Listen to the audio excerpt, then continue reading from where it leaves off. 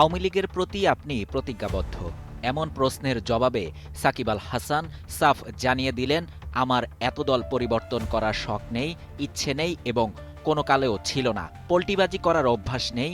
শুধু তাই নয়, বললেন আওয়ামী লীগ কি আজীবন নিষিদ্ধ থাকবে নাকি? আজীবন কি কেউ কাউকে নিষিদ্ধ করে রাখতে পারে? সম্প্রতি দেশের প্রথম সারির একটি অনলাইন পোর্টালে দেয়া সাক্ষাৎকারে রীতিমতো এমন সব বোমা ফাটালেন সাকিব।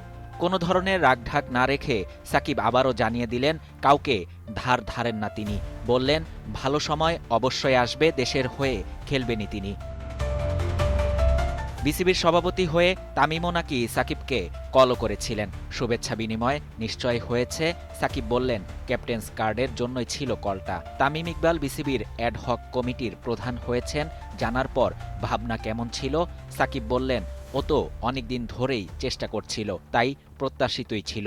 এগুলো নিয়ে আমার খুব বেশি ইন্টারেস্ট ছিল না, কে বোর্ডে এলো, কে গেল।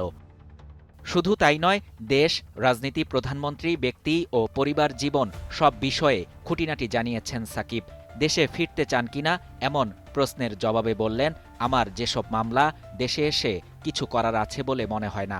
গ্রেপ্তার হওয়ার ভয় পাচ্ছেন কিনা এমন প্রশ্নে তার উত্তর, যতক্ষণ না আমার দোষ প্রমাণিত হচ্ছে সমস্যা হওয়ার কথা নয়। কিন্তু অনেক কিছুই আমি ভাবতাম একরকম, হচ্ছে আরেক রকম। কিছুই তাই বলা যায় না। ২৪-এর উত্তাল সময়ে কেন ছাত্রদের পক্ষে স্ট্যাটাস না দিয়ে অন্য ছবি শেয়ার করাটা কি ভুল ছিল? এমন প্রশ্নের জবাবে সাকিব বললেন, তখন একটা সময় গিয়ে তো ইন্টারনেট পুরো বন্ধই ছিল। আমি খুব বেশি আপ টু ডেট ছিলাম না। অর্থাৎ সবকিছু নিয়েই কথা বললেন সাকিব। জানালেন নিজের ক্রিকেটটা চালিয়ে যাওয়ার কথা। জানালেন রাজনীতিটাও করবেন প্রিয় আওয়ামী লীগের হয়েই। অন্তর্বর্তী সরকারের ক্রীড়া উপদেষ্টা আসিফ মাহমুদ সজীব ভুঁইয়াকে নিয়েও জানালেন মিশ্র প্রতিক্রিয়া। বললেন, আমার কাছে এক সময় মনে হয়েছে তিনি আন্তরিকভাবেই চেষ্টা করেছেন, পরে আবার মনে হয়েছে উনি চান না।